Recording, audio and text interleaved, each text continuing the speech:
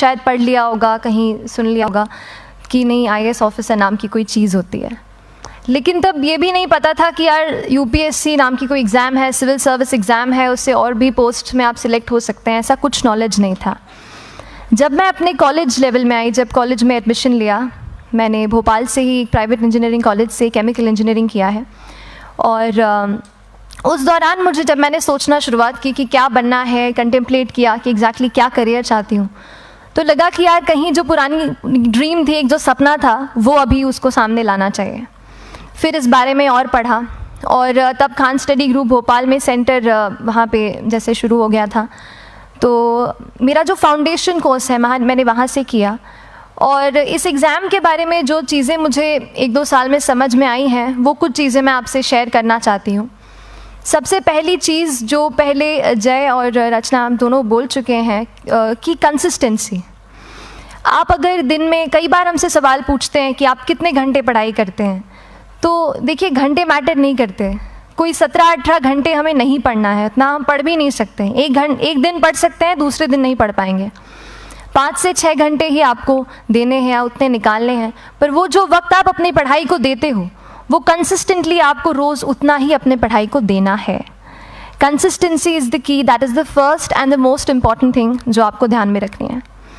दूसरी चीज़ इस एग्ज़ाम में मुझे लगता है इक्वली इम्पॉर्टेंट है, क्योंकि ये जर्नी लंबी होती है। जैसे एग्ज़ाम ही 1 साल तक चलती है, आप प्रीलिम्स देते हैं, फिर आप मेंस देते हैं, आप इंटरव्यू में जाते हैं पर्सनालिटी टेस्ट के लिए, तो एग्ज़ाम 1 साल तक खुद चलती है। उसके पहले मान लीजिए आप 1-1.5-2 साल पहले से प्रिपेयर कर रहे हो, तो ये जर्नी काफ़ी लंबी रहती है। उस जर्नी में मेंटली अपने आप को मोटिवेट रखना, अपने आप को बूस्ट करते रहना, वो भी इक्वली इम्पॉर्टेंट है, और इसीलिए अपने आप पर भरोसा बेहद ज़रूरी है।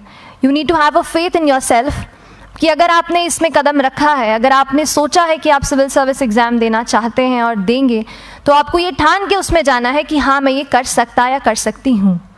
ये एक अपना मोटिवेशन, अपने साथ एक फेथ, बिलीफ अपने ऊपर आपको हमेशा रखना है। कमिंग टू प्रेपरेशन की कैसे तैयारी करनी है, बहुत सारी बातें आप सुन चुके हैं कि आंसर राइटिंग में कैसे करना होता है, आंसर राइटिंग का स्ट्रक्चर कैसा होना चाहिए। तो मैं शुरू में सबसे पहले ये कहूँगी कि मेरे प्रिपरेशन का बेस 2 चीज़ें रहीं। पहला था करंट अफेयर्स। करंट अफेयर्स इसलिए मैंने उसी से शुरुआत की क्योंकि करंट अफेयर्स सबसे इंटरेस्टिंग पार्ट होता है। कई बार आपको हिस्ट्री कभी बोरिंग लगेगी, कई बार आपको लगेगा ज्योग्राफी इतना, कभी हर किसी के अपने अपने फेवरेट्स होते हैं। तो मुझे वो 2 सब्जेक्ट्स लगते थे कि यार इतना मन नहीं करता है, लेकिन न्यूज़पेपर्स और करंट अफेयर्स में जो भी नया चल रहा है वो मुझे हमेशा इंटरेस्टिंग लगता था। इंटरनेशनल रिलेशंस में क्या हो रहा है, क्या सोशल रियलिटीज़ हैं, कहाँ क्या हुआ, उसका क्या इम्पैक्ट पड़ेगा एडमिनिस्ट्रेशन पे और हमारे कंट्री पे, तो उसको आप अपना एक बेस बना सकते हो। आप करंट अफेयर्स बेस्ड प्रिपरेशन कर सकते हैं, इसलिए भी क्योंकि अगर आप मेंस एग्ज़ाम देखेंगे तो काफ़ी डायनामिज्म आ गया है, केवल प्रीलिम्स में नहीं बल्कि जनरल स्टडीज़ पेपर 2, पेपर 3 में भी आप देखेंगे कई सारे ऐसे सवाल हैं जो करंट इवेंट्स से इंस्पायर्ड होते हैं, उन पे बेस्ड रहते हैं। तो जब आप न्यूज़पेपर बेस्ड, करंट बेस्ड पढ़ाई करते हैं तो वो आपका प्रिपरेशन वहाँ से भी कवर हो सकता है।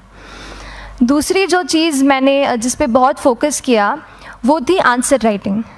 तो आंसर राइटिंग का जैसे खान सर बता रहे थे कि आंसर राइटिंग की प्रैक्टिस बहुत की, तो उसके पीछे मेरा ये था कि जब मैं हमेशा प्रीलिम्स का कोई भी पेपर टेस्ट देती थी, हम मॉक टेस्ट देते हैं, तो मॉक टेस्ट देती थी तो हमेशा मेरे मार्क्स करीब 90 to 110, 120, इससे ऊपर मेरे कभी मार्क्स नहीं जाते थे।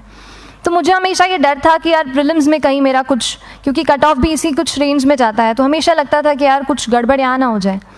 लेकिन जब मैंने आंसर राइटिंग की और मेंस एग्ज़ाम के बारे में जाना, तब मुझे लगा कि आंसर राइटिंग एक ऐसी चीज़ है, मेंस एक ऐसा फेज़ है सिविल सर्विस एग्ज़ाम का जहाँ पे आप अच्छे से तैयारी कर सकते हैं। And if you have written the answers, if you know कि you have covered the points well, if you have included उसमें कुछ आपने facts, international reports, government schemes, आपने कुछ ऐसे उसमें सॉल्व भी डाला है, तो जो रिज़ल्ट आएगा वो सेटिस्फैक्ट्री ही आएगा, अच्छा ही आएगा।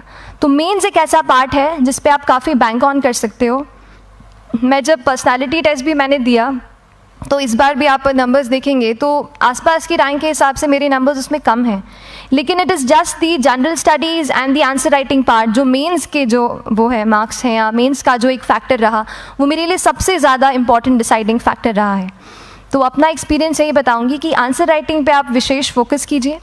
जैसा स्ट्रक्चर आपको बता ही चुके हैं कि इंट्रोडक्शन में कैसे आपको शॉर्ट रखना है, बॉडी एंड देन कंक्लूजन, उसमें छोटी चीज़ जैसे मैं अभी मेंशन कर रही थी, आप एक इंश्योर कीजिए कि देखिए जो भी एग्जामिनर आपकी कॉपी चेक कर रहे हैं वो दिन में 10, 15, 20 कॉपीज़ चेक कर रहे हैं, तो उन सब से आपको अलग कैसे आप अपनी कॉपी दिखा सकते हो, ये चीज़ आपका प्रेजेंटेशन और आप जिस तरीके से आंसर लिखते हो कंटेंट को, वो मैटर करेगा।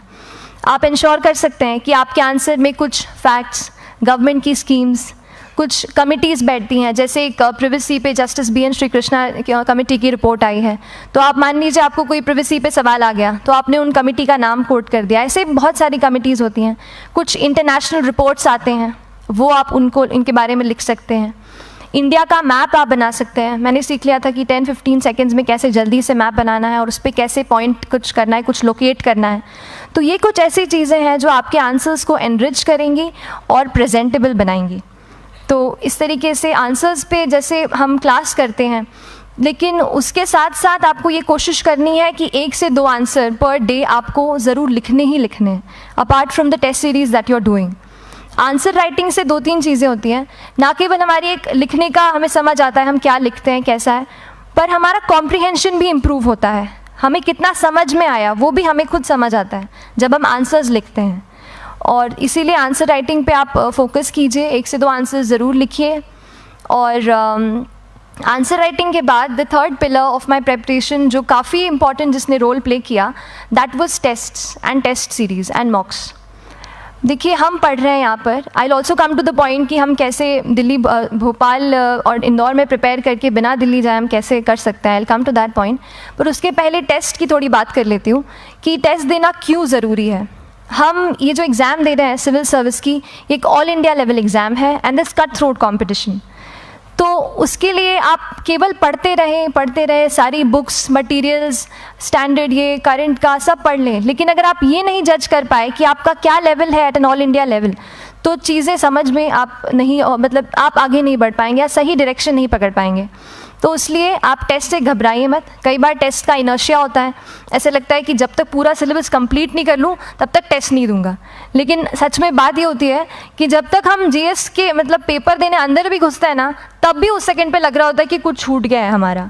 तो ये चीज़ होगी ही, इसीलिए ये मैं कभी मत सोचिए कि जब तक पूरा सिलेबस नहीं कर लूँ टेस्ट नहीं दूंगा। जैसे आपका एक थोड़ा बेस बन जाता है प्रिपरेशन का, आप टेस्ट दीजिए, चाहे वो प्रीलिम्स का MCQ का टेस्ट हो या मेंस का राइटिंग स्किल की प्रैक्टिस हो, टेस्ट पे आप फोकस कीजिए। उसके बाद टेस्ट केवल देने के लिए नहीं देना है, उसको एनालाइज भी अच्छे से करना है। When you get the answer hints, when you get the answer keys, analyse properly कि आपकी क्या गलती हुई है और उससे भी सीखने की कोशिश कीजिए कि क्या कुछ नया मुझे इस टेस्ट पेपर से या इस आंसर कॉपी से मिल सकता है। तो इस तरह से टेस्ट पे भी आप फोकस कीजिए। And I will come lastly to the point कि जब मैंने प्रिपरेशन शुरू की थी अपने कॉलेज के 2nd ईयर 3rd ईयर आते आते, तो मन में बहुत सारे फियर्स थे। मैं भी एक नॉर्मल फैमिली से हूँ, मेरे फैमिली में किसी ने आज तक सिविल सर्विस का पेपर भी नहीं लिखा था, तो मन में बहुत सारे फियर्स थे, डाउट्स थे, क्या होगा, कैसे होगा। तो हो सकता है आपके मन में भी ऐसा हो। और हम जैसे यहाँ रहते हैं, हम सोचते हैं कि दिल्ली जाना तो सबसे ज़रूरी है, उसके बिना तो ये एग्ज़ाम हो ही नहीं सकती। तो उस पर मैं एक चीज़ बताना चाहूँगी कि जैसे KSG जैसे इंस्टीट्यूट हैं, जो फैकल्टी भी हमें वही मिलती है जो दिल्ली में पढ़ा रहे हैं, तो ये एक बहुत पॉजिटिव पॉइंट है कि क्वालिटी का कोई दिक्कत नहीं आएगी। बस एक चीज़ है, आप ज्वाइन करते हैं class, that will only provide you a direction. वो आपका रास्ता दिखा सकते हैं आपको कि इस रास्ते पर आपको चलना है, लेकिन चलना उस रास्ते पे आपको खुद है। You have to work on your own. कभी ये मत सोचे कि मैं वहाँ नहीं जा पा रहा हूँ तो नहीं हो सकता, यहाँ है, तो हम एक्सक्यूज़ेस बनाते हैं। कई बार चैलेंजेस आते हैं। तो मैंने कॉलेज के साथ प्रिपरेशन की, तो उसमें भी काफ़ी दिक्कत आती थी। कभी कभार कॉलेज की एग्ज़ाम होती थी तो इसमें मैं अपना उतना वक्त नहीं दे पाती थी। तो उस मोमेंट पे फिर प्लानिंग ने मुझे बहुत हेल्प किया कि हम किस तरीके से अपने कॉलेज के एग्ज़ाम के लिए प्लान कर लें। जैसे मैंने इंजीनियरिंग की है और मुझे पता है कि हम इंजीनियर्स 1 महीने से ज़्यादा पहले से पढ़ते नहीं हैं। पढ़ते हैं क्या? तो वो चीज़ आप ध्यान रख सकते हो, उसको अपना स्ट्रॉन्ग पॉइंट बना सकते हो। 1 से 1.5 महीना जब exam is approaching, I used to plan my entire syllabus का प्रिंट आउट निकाल के I used to make my notes, उस तरीके से उसको मैं उसको संभाल लेती थी। तो whenever you are managing those things together, focus on planning, किस तरीके से आप एक माइक्रो प्लान बनाएं, अपना डेली एक प्लान बनाएं, वीकली टारगेट सेट करें और एक ब्रॉड विजन दिमाग में रखें कि ब्रॉडली आप मंथ्स में क्या कवर करने वाले हैं। अगर आप प्लानिंग अच्छे से करते हैं तो ज़्यादातर पोर्शन आपका वहीं से कवर हो जाता है, और जब आप टारगेट्स बनाते हैं, उनको टिक करते हैं, तो एक सेंस ऑफ कंप्लीशन भी आपको मिलता है कि yes I am on the right path और मैं सही जा रहा हूँ या जा रही हूँ। तो इस तरीके से प्लानिंग पे भी इक्वली फोकस कीजिए।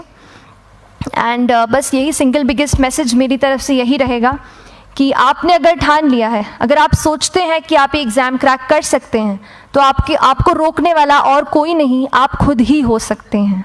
तो खुद आप अपनी रुकावट कभी मत बनिए, एक्सक्यूज़ेस मत बनाइए। ऑब्स्टिकल ज़रूर आएंगे, उन्हें आपको चैलेंज करना है। Challenges are meant to be challenged. तो सही तरीके से अपने ऑब्स्टिकल्स को हैंडल कीजिए, और इस एग्ज़ाम में अगर आप सही स्ट्रैटेजी रखते हैं तो आप अपने एक अटैम्प्ट में ही इसको क्रैक कर सकते हैं। एंड एनीवेज आप जो भी अटैम्प्ट नेक्स्ट रखते हैं, दिल में यही रखिएगा कि जो ये मेरा नेक्स्ट अटैम्प्ट होने वाला है, ये मेरा बेस्ट अटैम्प्ट होने वाला है। कभी भी इस एग्ज़ाम को हाफ हार्टेडली मत दीजिए कि चलो देख के देखता हूँ कैसा है पैटर्न का एग्ज़ाम का।